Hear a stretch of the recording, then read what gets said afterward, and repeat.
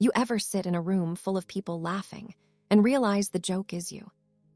That was me, glass of cheap wine in my hand, surrounded by my husband's family, all of them laughing until they cried. And I just sat there, smiling, pretending not to understand that every giggle was a knife to my chest. But that night, that was the last time I ever let anyone make me feel small. If you've ever been underestimated, mocked, or told you weren't good enough just because of where you came from, stay with me. My name's Clara Hayes, I'm 29 years old, and I grew up dirt poor. The kind of poor where dinner meant white bread and sugar water, where birthdays were second-hand toys from yard sales. But I worked hard, always did. By 18, I had 2 jobs and a dream never to depend on anyone else.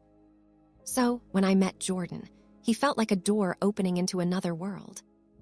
He came from money, not just comfort, I mean old money. Silver spoons, private schools, vacation homes in Europe.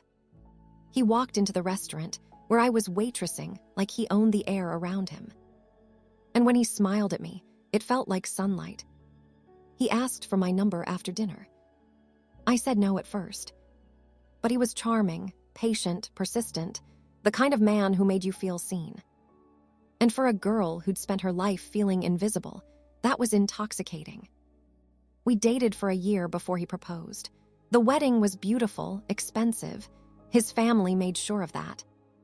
But what I didn't realize was that beneath all that charm was a man who saw me as an upgrade project, not a partner. The first crack showed fast. The way he'd correct my pronunciation at dinner. The way he'd say, "Clara, honey, maybe don't tell people you were a server. It's not very elegant." Little things that chipped away at me until I started wondering if I'd ever truly fit into his world. And then came his sister Mila. We were supposed to pick her up at the airport. Jordan was excited. It had been years since they'd seen each other. The moment she walked out of the gate, heels clicking, sunglasses on indoors, I knew she was the kind of woman who used her last name like a weapon. She hugged Jordan, then turned to me with this blindingly fake smile. "Oh my God," she said, "she's totally Jordan."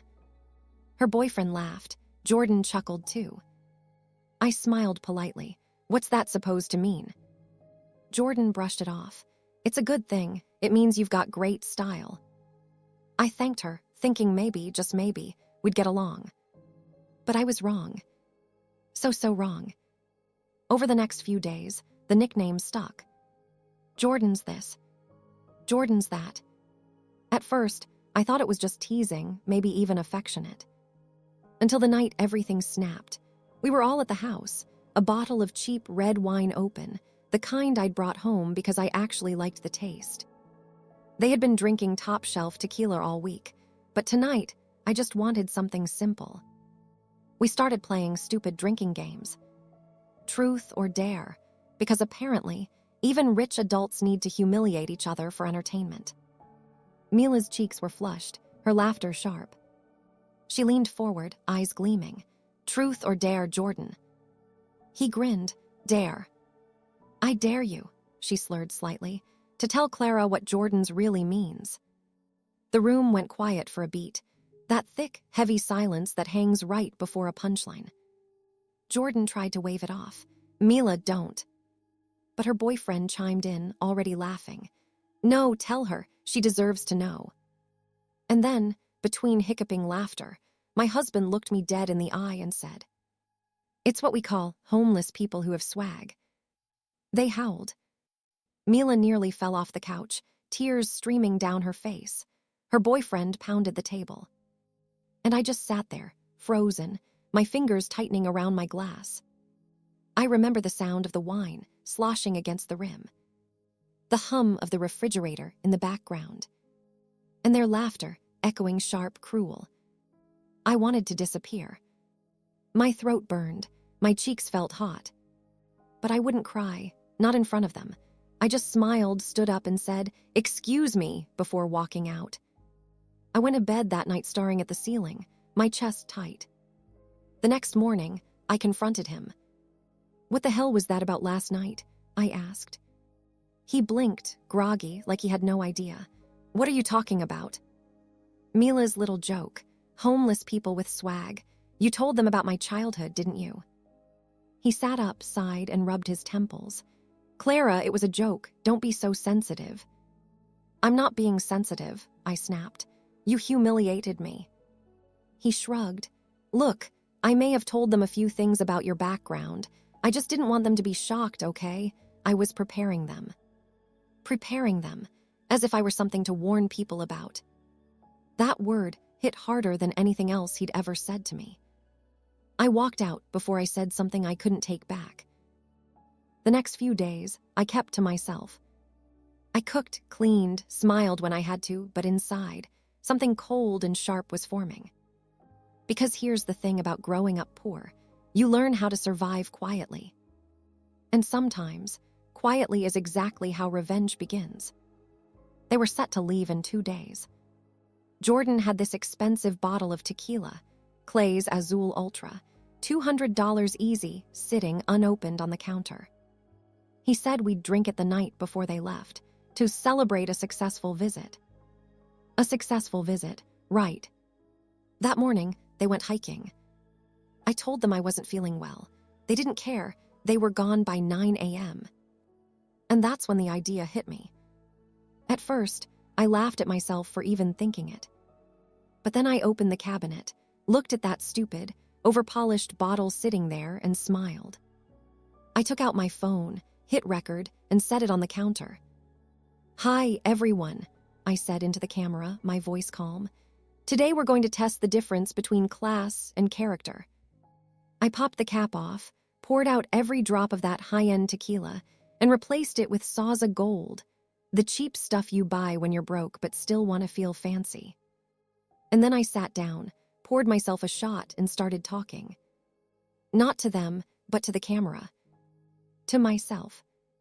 I talked about my mom, who worked 2 jobs just to keep a roof over our heads. About how we didn't have fancy dinners, but we laughed. How we didn't own much, but what we had was ours.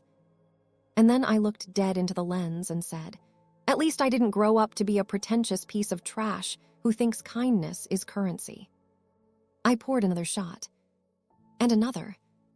Until I felt the burn in my throat and the ache in my chest melt away. I went to bed before they came home, slept like a baby.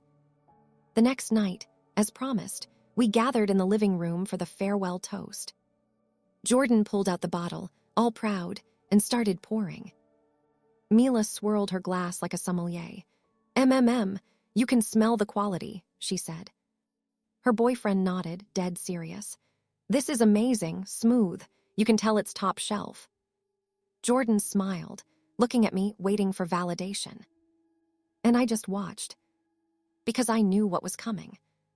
They were still swirling their glasses, like professional tasters. Every sniff, every pretentious hum of awe, you can really taste the craftsmanship, made it harder for me not to laugh.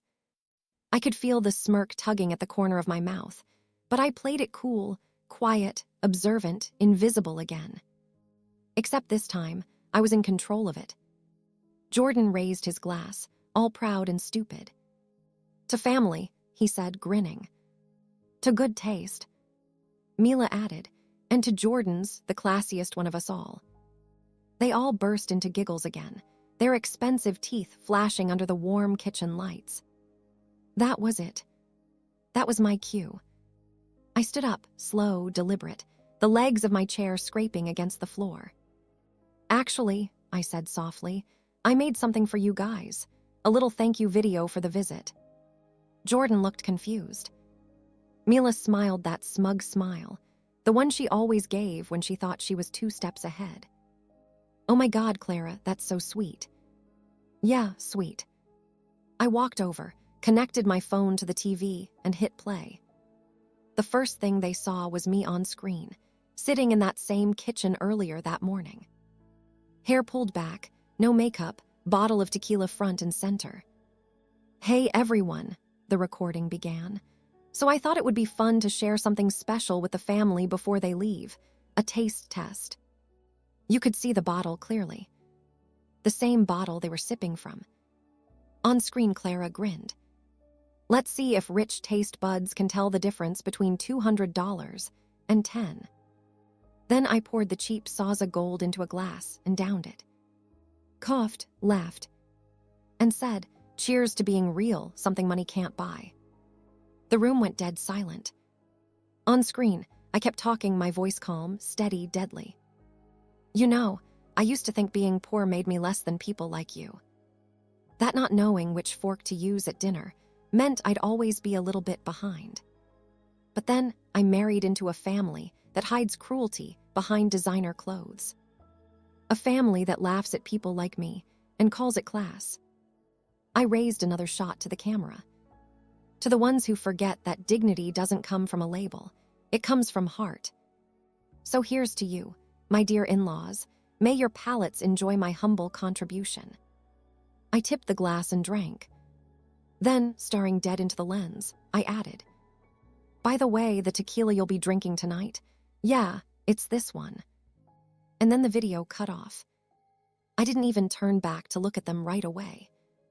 I just stood there, gathering shot glasses off the table, letting the silence stretch.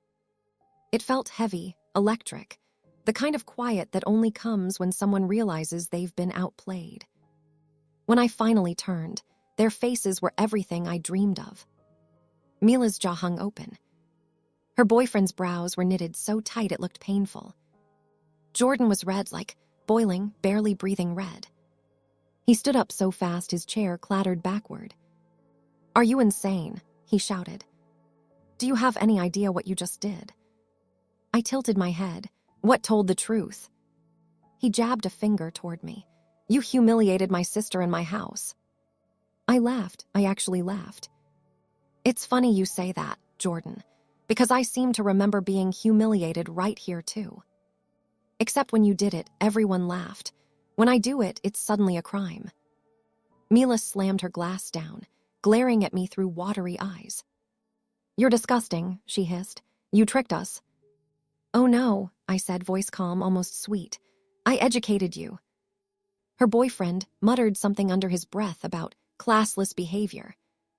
So I looked right at him and said, "You're right, I am classless, but I'm also not fake.